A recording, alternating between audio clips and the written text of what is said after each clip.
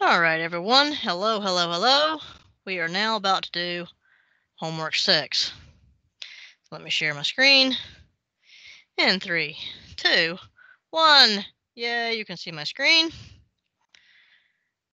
And let's get homework 6 pulled up. Here we go. Homework 6. Now, this has to do with the graphing and the coordinate systems. So let's just do a quick remembering here.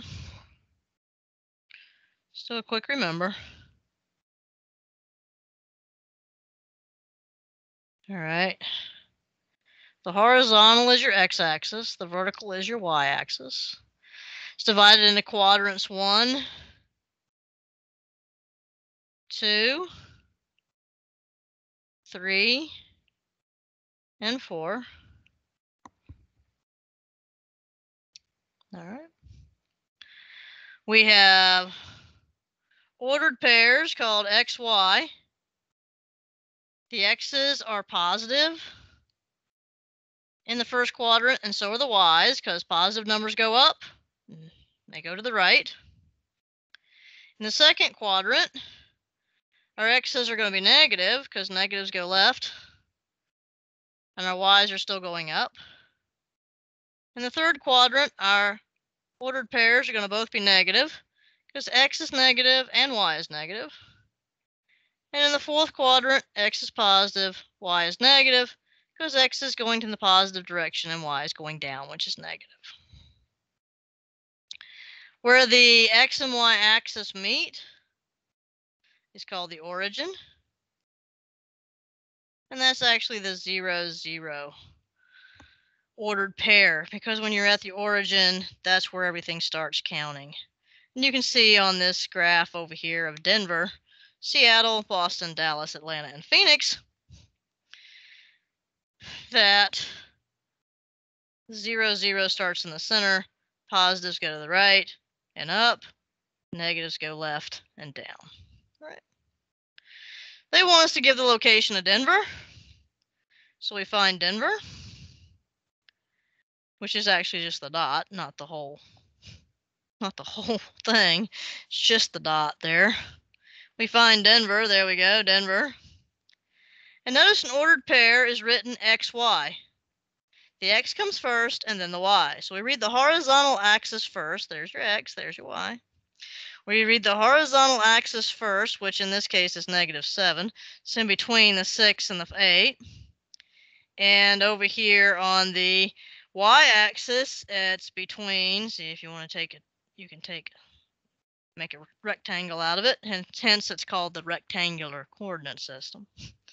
And that's between 2 and 4, and between 2 and 4 we have a 3. If I could draw a 3, we'd be doing all right. So let me make that a little bigger. Here we go. I can make a 3 in there. All right, so that's 3. So the actual ordered pair here then is the x value first, -7, and then the y value, which is 3. All right. Now let me put an arrow on the end of that so you don't think that's a negative. And that's all there is to reading ordered pairs. Read the x first, then read the y. So you can go the opposite way. Given the point, we know that if it's 1, -6, 1 is the x, and y is the -6. The horizontal, of course, is x. The y is the vertical. Find your x first, 1. All right, 1. 1 right there. Find your y value, which in this case is -6.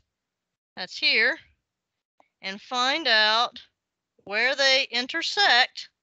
And this is our point, 1, -6. Without all the extra lines here.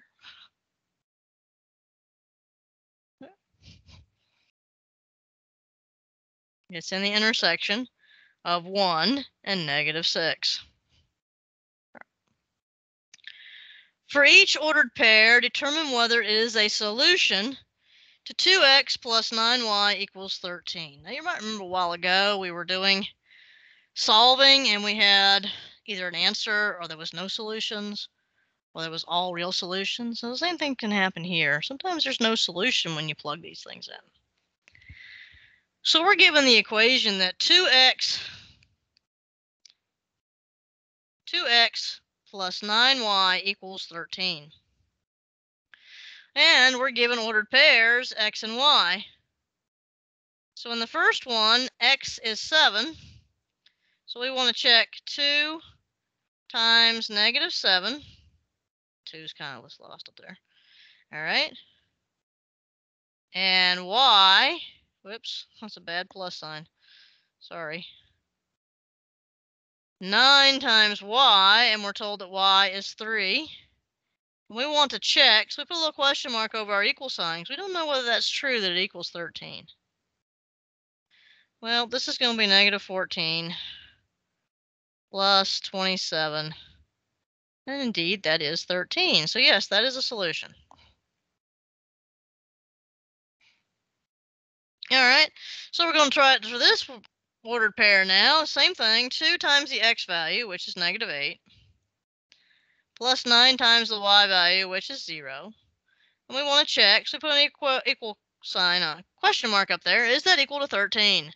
Well, that's going to be negative 16 plus 0, so no. That is not equal to 13. And not equal to, remember, is the equal sign with the line through it. All right, let's try it with the 2, 1.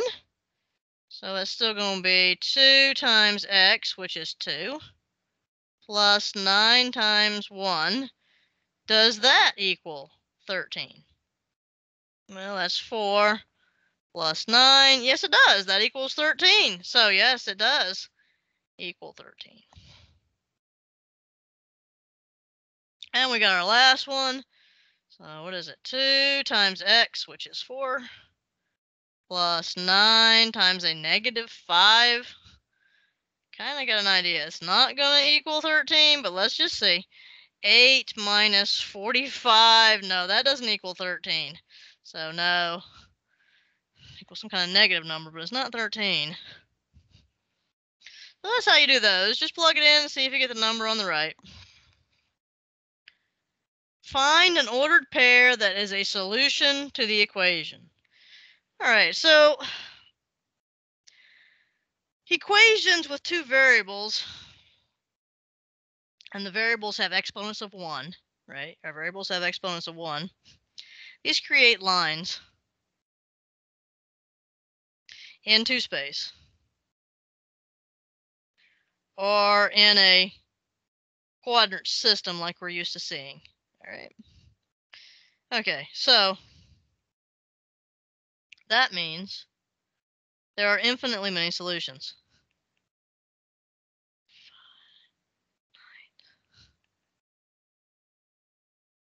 Many ordered pairs that will satisfy this. So how do we find one? I say go for the easiest. Let x be 0. Then that tells you y equals negative 2. So we found the ordered pair 0 because we forced x to be 0 and y was negative 2. Now you could have made y 0 and solved for x. That would have worked just as well. You could have let x be 1 and solved for y. But I use 0 whenever I can because it tends to make the math a little bit easier. Now we're asked to graph this line. There's 3 ways to graph a line. You can make a chart of ordered pairs. You only need 2 dots to make a straight line, right? You connect the 2 dots.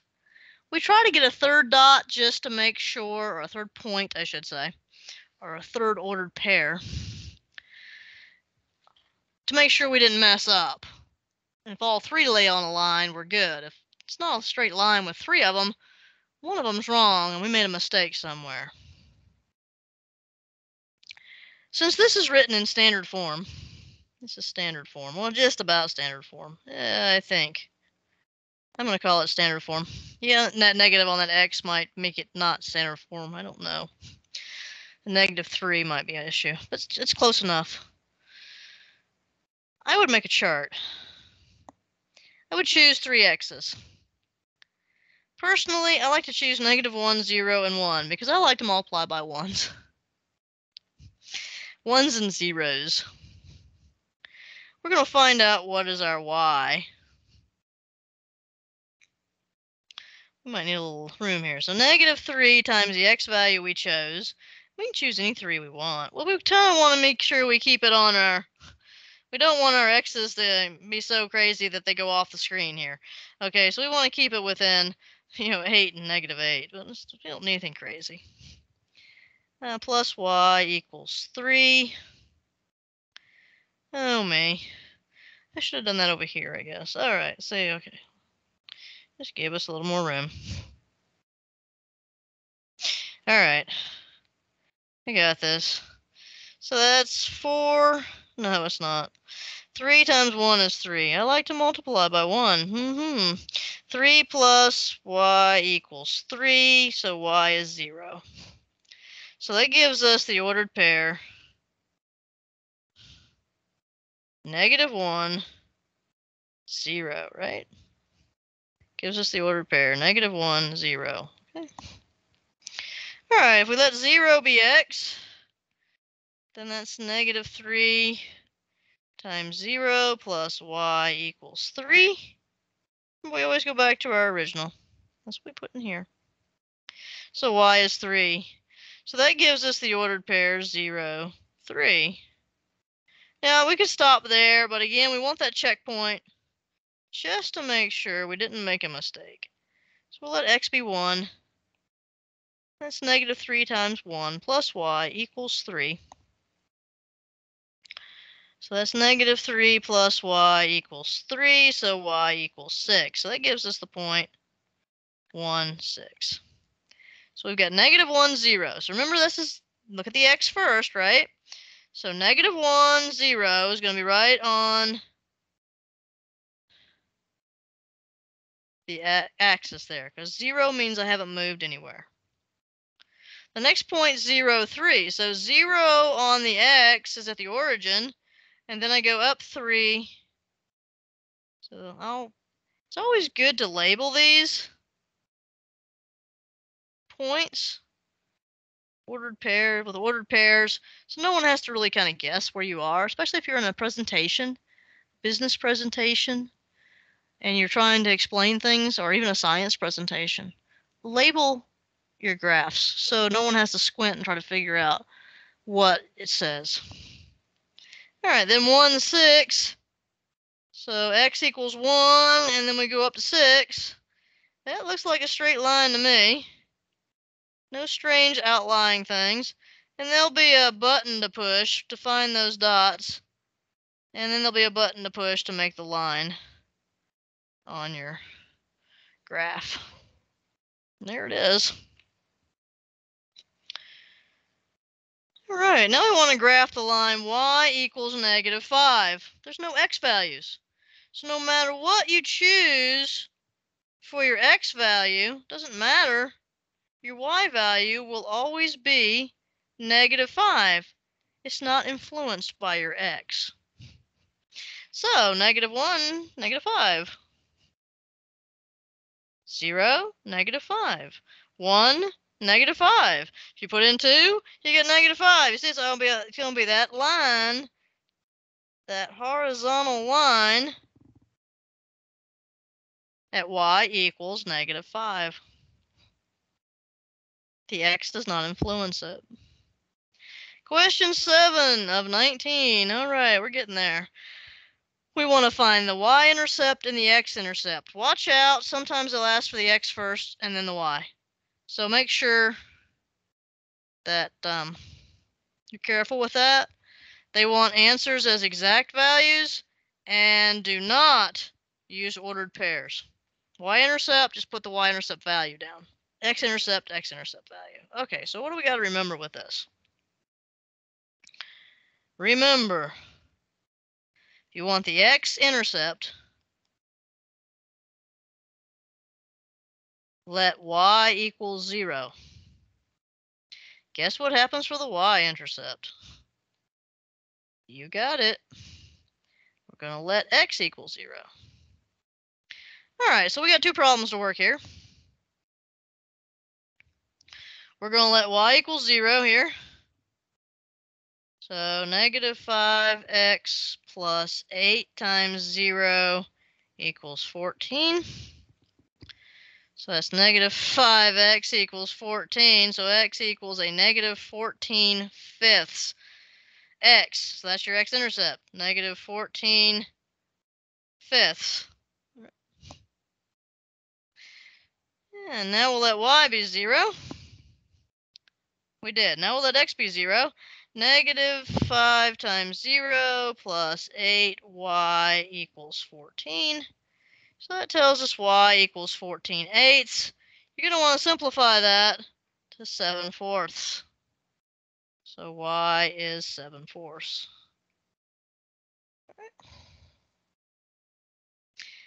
We're having fun. Number 8. We want to find the slope of the line graphed. Slope. We use an m to represent that. And the official formula is y sub 2 minus y sub 1 over x sub 2 minus x sub 1. So the first thing you want to do is figure out what your ordered pairs are. So at this point here is going to be negative 1, 4. The other point is going to be 3, negative 2. Once you know what your points are, it doesn't matter which one you label sub 1 and which one you label sub 2. So this one is going to be x sub 1, x sub 2. No, sorry about that. That's not what that's going to be. X sub 1, y sub 1. And this one will be x sub 2, y sub 2. Now, if you're really curious, try them the other way around. Put the x sub 2, y sub 2 on the negative 1, 4. The x sub 1, y sub 1 on the 3, negative 2. See if we get the same answer. I also submit to you it doesn't matter which one you put first.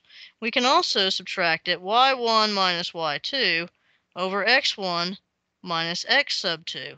Because all the slope is the change in y over the change in x, which in mathematics, as you get higher, just becomes the change in y over the change in x. And that's what I'll refer to it most of the time as. So, in this particular case,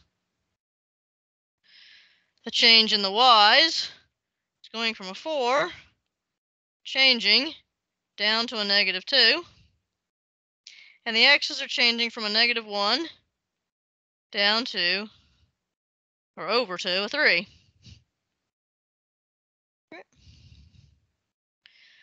Well, that's going to be 4 plus 2, right? And this is going to be negative 1 minus 3.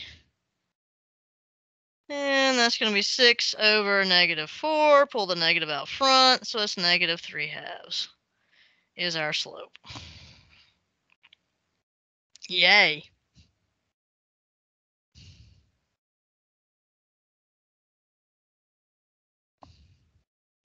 Remember, if I get any of these wrong, let me know in the discussion.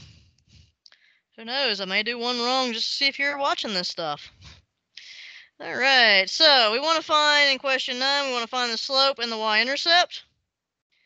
Now what we can do is we could find 2 points on this line, and then we could use this formula. But there's a great thing called the slope-intercept form. Remember a while ago we talked about the standard form? This is actually in standard form. But we want to change it into slope-intercept form, which is y equals mx plus b. Because the m is our slope, and the b is the y-intercept.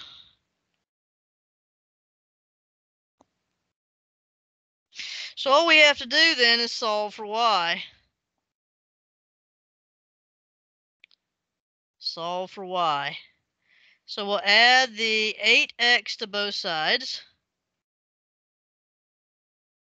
and divide by 4. And we can read that the slope is 2 and the y-intercept is negative 3.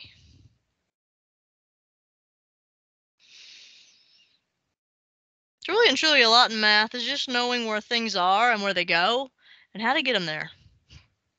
It's not always arithmetic. Now we want to find an equation for this line below here. To have an equation, we just saw we need a slope and we need a y-intercept. So the first thing we got to do is find that slope. And we're going to use, we need a slope, a y-intercept, and then use the slope-intercept form. Y equals mx plus b. So the first thing we got to do is find out what are these points. So the point on the left is going to be -4, -6.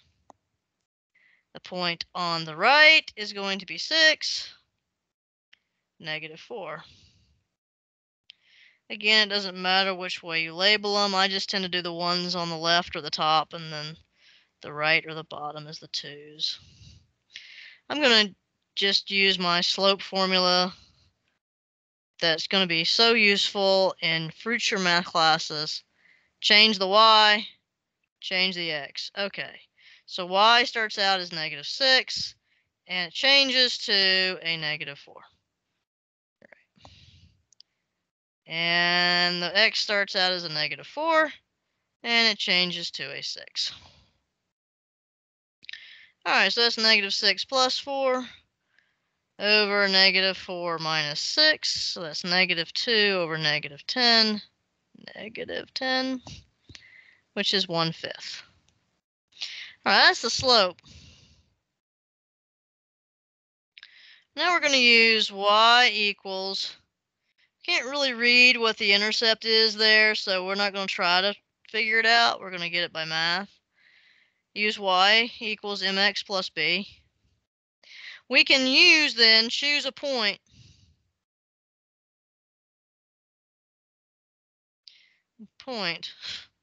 Alright, we've got 6, -4, and we get -4, -6. I tend to like to be as positive as possible, so I'm going to use a positive 6, -4 point. So my y is -4. My slope is 1/5. My x is 6, but I don't know what my y-intercept is. But because I know everything else, I can solve for the y-intercept. I'm going to multiply everything by 5. That'd be -20 equals 6 plus 5b. That's better. Subtract the 6, that's -26 equals 5b. No one said this was going to be pretty. So b is going to be a -26 over 5. So our y equals mx plus b formula then is going to be y equals 1/5 times the x minus, because it's negative, b is negative, 26 over 5. And you guys can check the math on that. All right. And that is what they asked for, the equation for this particular line we have on this graph.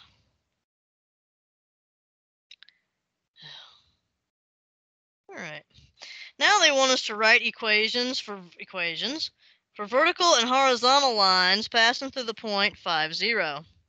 Well, if we remember that the point 5, 0 is the x and the y, this means that x equals 5 and y equals 0. So all we got to do is figure out which one's the horizontal and which one's the vertical. When x equals 5, that is your vertical line. And y equals 0 is your horizontal line. Remember a while ago? We found y equals -5. That's the horizontal line. Horizontal. The vertical axis is y, but it creates a horizontal line. The line they create is perpendicular to its axis. All right. All right. Next one, 12. Oh, you're going to love this. So what's all this used for? Here we go. Martina is driving a race car. The table below gives the distance d of t. So distance, whoops. Why do I not have? Distance is d of t in meters. She has driven at a few times t in seconds. So we're looking at meters per second then, distance over time. So we have a list of times on the left here and a list of distances on the right. They want us to find the average rate of change. Whenever you see average rate of change, know that means slope. You're just looking for your good old friend slope. Change in y over the change in x. In this case, it's the change in d over the change in t, which is why your miles per hour is in meters per second. There. We want to know what that average rate of change is for the distance driven from 0 seconds to 4 seconds. So here's 0 seconds. This is going to be, in this case, our t sub 1, our d sub 1. If you want to use x and y and it makes better sense to you, that's fine. You can do that. Looking at our 4, that's our t sub 2.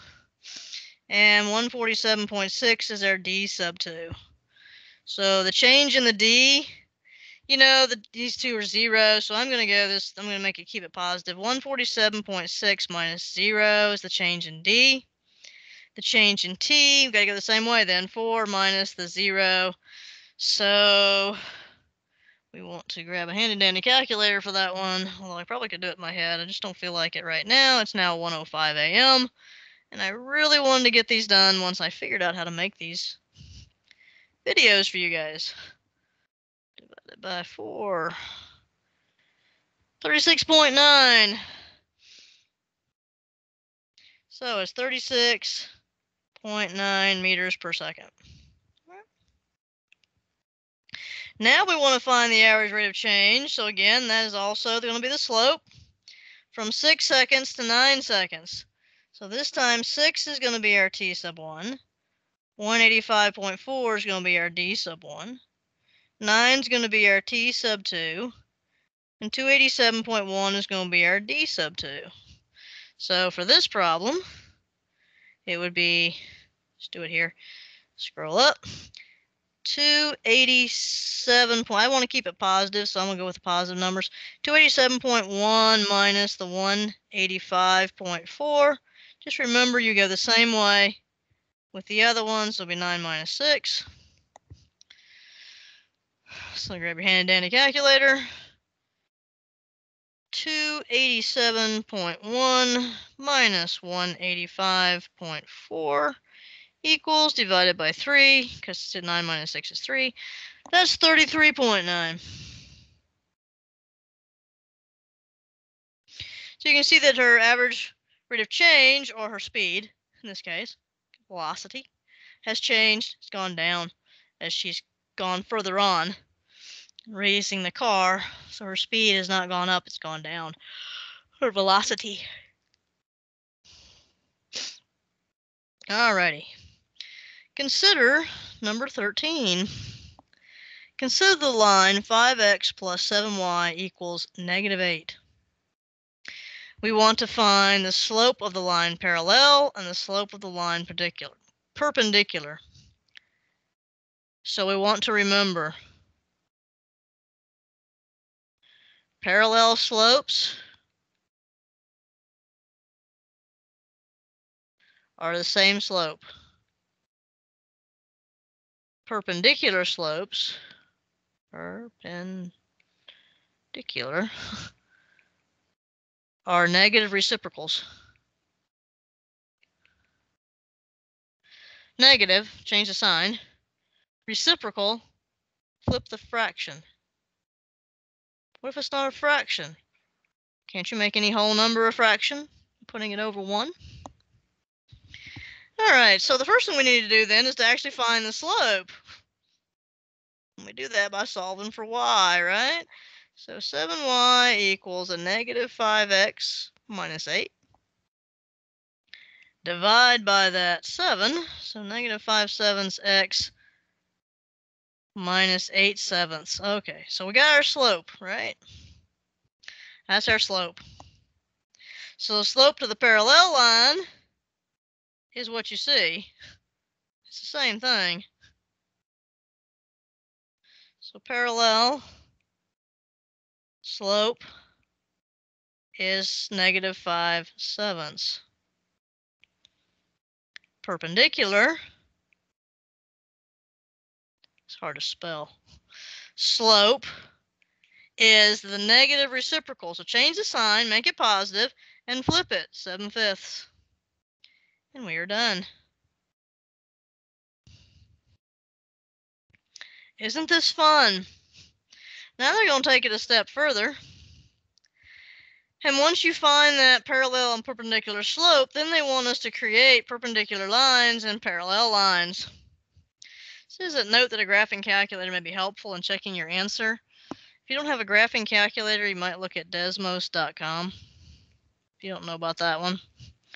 That's a pretty simple, straightforward one to use. I'm going to change colors. Hang on.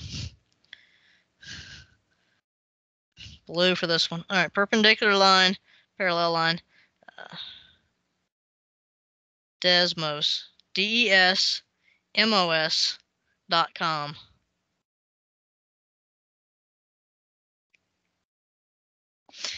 They're also going to make the extra condition that it must pass through the point -4/6. All right. Well, thankfully, it's already in slope-intercept form, so we know right off that the slope is -4/7. So for A, we'll use the perpendicular line. That's going to be a new slope of y equals -7/4 x plus b, right? Y equals mx plus b. Whoop, not negative. It changes to positive because it's already negative, right? Negative reciprocal. Change the sign and flip it for perpendiculars. But we know the point, right? We know the x and the y already. So we can use that as 6 equals 7/4 times -4 plus b. That tells us 6 equals -7 plus b. That tells us that b equals 13. So our formula is going to be, our line equation is going to be y equals 7/4 x plus 13 for our perpendicular line. For our parallel line, our slope is the same as it was with the original, -4/7. We got the point -4/6, so we have our x and our y. So that leads us to 6 equals -4/7 times -4 plus b. This is going to lead us to a mess because it's okay. I'll multiply everything by 7. So that's 42 equals 16 plus 7b. Subtract the 16. I think that's 26 equals 7b. So b is 26/7. So that leads us to our y equals, let's see, this was the answer here. Y equals -4/7 x plus 26/7. Ugh, what a, ugh. Yucky. All right. All right, now graphing this system and writing its solution will work better when you do this in ALEKS because the lines will be straighter. Note that there'll be no solution if you have parallel lines, and infinitely many solutions if one line lays on top of the other line. Okay.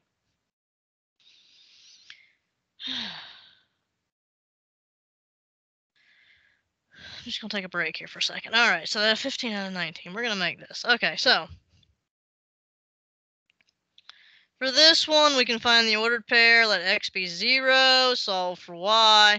Y is -6. I'll leave that for you guys to figure it out. I'm going to use the x-intercepts here. X and y intercepts. Let y be 0. And x is 3. All right, so that's the first line. I'm going to trust myself with just 2 points. 0, -6. And 3, 0.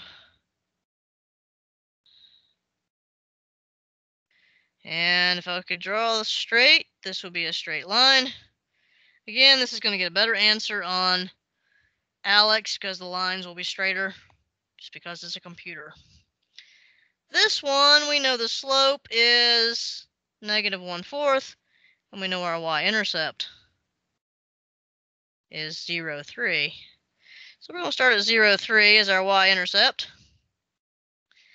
And the negative can go either to the y or the x, but not both. So I'm going to put it in the y, just because that's just where I want to go.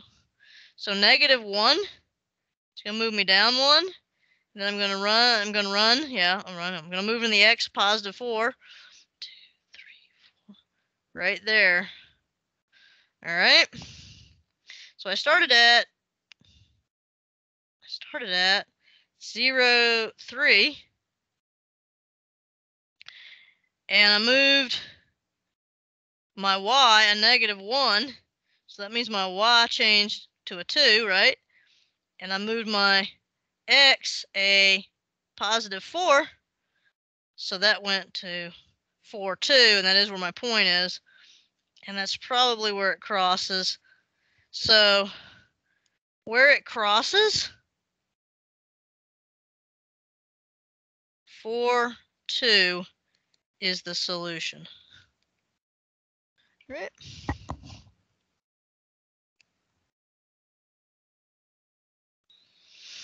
All right. There are other ways to solve systems of equations because, we don't always draw perfectly. One is called substitution and the other one's called elimination. So in number 16, we're going to use the substitution method.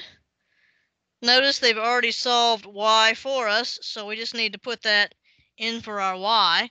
Remember, we were doing that back there in the word problems. So then this tells me, let's go up here.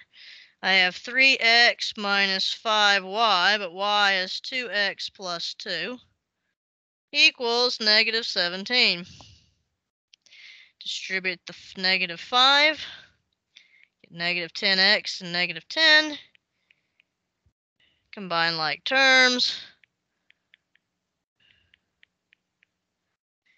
And it doesn't matter at this point. Add the 10 to both sides. Negative 7. Oh, that's nice. So x equals 1. We know what x is, so we can take that answer, plug it back into what we know y is. Y is 2 times 1 plus 2, and that's going to be 4. So that's not too bad when you have substitution. Substitution works for any two equations. They don't have to both be linear. Elimination, sometimes they need to both at least have one of these variables in the same exponent. But really and truly, elimination works best with linears. Okay, so elimination is, I'm going to call this elimination. Some of you may call it something else. The addition method, some people call it, I think. All right. And what we do, some people, like I said, call it the addition method because basically you end up adding the two equations together so that you can eliminate one of the variables. But notice we have a 4x plus 5y equals negative 4. You won't usually want these in standard form like they are. 4x plus 3y equals 12. Notice that if you were to actually subtract that equation, the 4x minus 4x would go away. And you'd have 5y minus 3y, which would give you 2y. Remember, you got to distribute the negative inside. And this would be negative 4 minus 12, which would be negative 16. And that would tell us that y equals negative 8. Once you find your y value, you can go back to either equation, it doesn't matter which one, and substitute it in. I'm just going to use the first equation. You can also label these as equation 1 and equation 2 if you want. So I'm going to use equation 1, 4x plus 5y, which is negative 8, equals negative 4. 4x minus 40 equals negative 4. 4x equals, we're going to add the 40, that's going to make a 36. X equals 9. So the actually answer is going to be an ordered pair, 9, negative 8. It depends on how they ask it. Do they want the answer separately like that, or do they want the answer in ordered pair? This one didn't say, so we'll put it in ordered pair. All right, 2 more in homework 6. Number 18. For each system of linear equations shown below, classify them as consistent dependent, consistent independent, or inconsistent. Then answer the question about its solutions. So what you can see is what they did was, apparently line 1 and line 2 are the same exact line. And when that happens, they're dependent. So this thing is consistent dependent. That means there's infinitely many solutions because one line is on top of the other line. So they're laying on top of each other, touching everywhere. All right, for this next one here, notice they're parallel. We can also see that with the same slopes, different intercepts. Parallel is inconsistent. There's no solution, right? There's no solution. They don't touch. There's no solution. All right. And we look again at the next one coming up. This one is consistent independent because it's got an answer. If it's got an answer, it's consistent. It's got one answer there. Looks like that ordered pair is going to be 1, nope, negative 1, 3. So it has a unique solution, and that solution will be negative 1, 3. Note they want you to write down the unique solution if there's a unique solution. All right, did I get that right? Consistent independent, right, has a solution. Inconsistent has no solution, and consistent dependent is infinitely many solutions. I got it. Okay. Want to make sure on that one. So I can easily get them mixed up. We all can. That's why you can use your notes on your... Well, you may not be able to use your notes. Depends on which class this is. Alright, a family has 2 cars. The first car has a fuel efficiency 30 miles per gallon. Second has a fuel efficiency of 25 miles per gallon. Wow. During 1 week, the 2 cars went a combined total of 1,250 miles for a total gas consumption of 45 gallons. How many gallons were consumed by each of the 2 cars that week? Oh boy, I'm glad this is the last one. Okay. Gives me plenty of room usually to write. Again, this is like that distance equals rate times time, except it's not rate and time. It's miles and gallons. Okay. So again, the only way I know how to do this. All right. So we've got a rate. We've got 2 cars. We've got car 1. We've got car 2. And we may have a total line. Total. All right. We've got a rate. The first car goes 30 miles per gallon. So this is MPG, miles per gallon. The second car goes 25 miles per gallon. So for a week, both cars went a total distance, all right, of 1,250 miles. And they had a total consumption, this is miles, of total gallons. I'm just going to put gallons. Total gallons of 45. We want to find out how many gallons. So we're looking for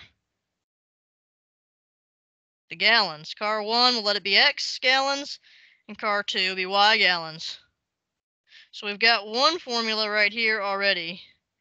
X plus Y equals 45. If you want to do this in one variable instead of two, you certainly can. All right.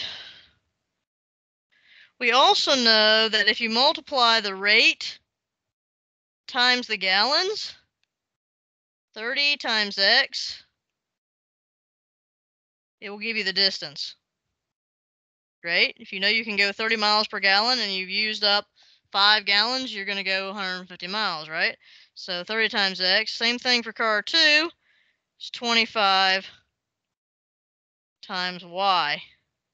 And that gives you another equation. 30X plus 25Y equals 1,250 miles. We got to find out how many gallons for both cars, so it doesn't matter if you solve for Y in this particular problem or if you solve for X. So we're going to solve the first one for Y, and we're going to use substitution. So that's 45 minus X. So we're going to substitute that in. 30X plus 25 times, big numbers, minus 45 minus X equals 1250. Grab your handy dandy calculator. 25 times 45. Calculator. 25 times 45. 1125 minus 25x equals 1250. Okay, put that back over there. Combine like terms, so it's just 5x. Subtract the 1125 from both sides. Take 2 steps if you need to. It's okay. That's 125, I believe. And that tells us that x equals 25. Gallons, right? That's gallons. That's car 1, right? Car 1. Car 1. Car 1. That's a bad one. Car 1. Now take that and put it back in here. And we know that y is going to equal 45 minus 25, which is going to be 20 gallons for car 2. And that is our answer. That ends the homework 6 hints. If you have any questions, post them in the D2L discussion.